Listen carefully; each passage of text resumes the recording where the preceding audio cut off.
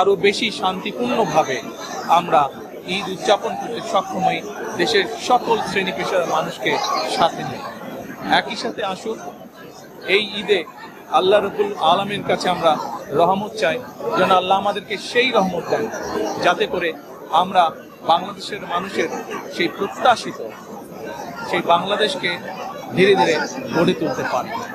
আজকের এই ঈদের দিনে দেশবাসীর কাছে আমি দোয়া চাই, একই সাথে দেশবাসীর কাছে আমি অনুরোধ জানাবো যে আপনাদের সহযোগিতা যদি থাকে, ইনশাল্লাহ আপনাদের এই নির্বাচিত সরকার দেশকে আপনাদের চাওয়া অনুযায়ী দেশ গঠনের কাজে সর্বোচ্চ শক্তি দিয়ে চেষ্টা চালিয়ে যাবে। সকলকে আমি আবারও ঈদের শুভেচ্ছা জানাই। সকলে দেশের সকল মানুষ দল মত নির্বিশেষে সকল মানুষ ইনশাল্লাহ ভালো থাকবেন, সুস্থ থাকবেন।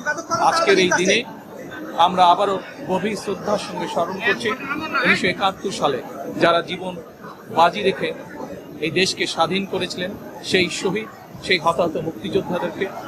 আমি একই সাথে স্মরণ করতে চাই 2024 সালের ছাত্র জনতার গণ আন্দোলনের মাধ্যমে এই দেশকে স্বৈরাচার মুক্ত করতে গিয়ে যারা শহীদ হয়েছেন, যারা হতাহত হয়েছেন, সেই সকল গণতন্ত্রের যোদ্ধাদেরকে, সেই সকল গণতন্ত্রে শহীদ হওয়া মানুষগুলোকে, তাদের সকলের আত্মার মানকে কামনা করছি। সকলকে আবার ঈদের শুভেচ্ছা। ঈদ মোবারক। আসসালামু আলাইকুম।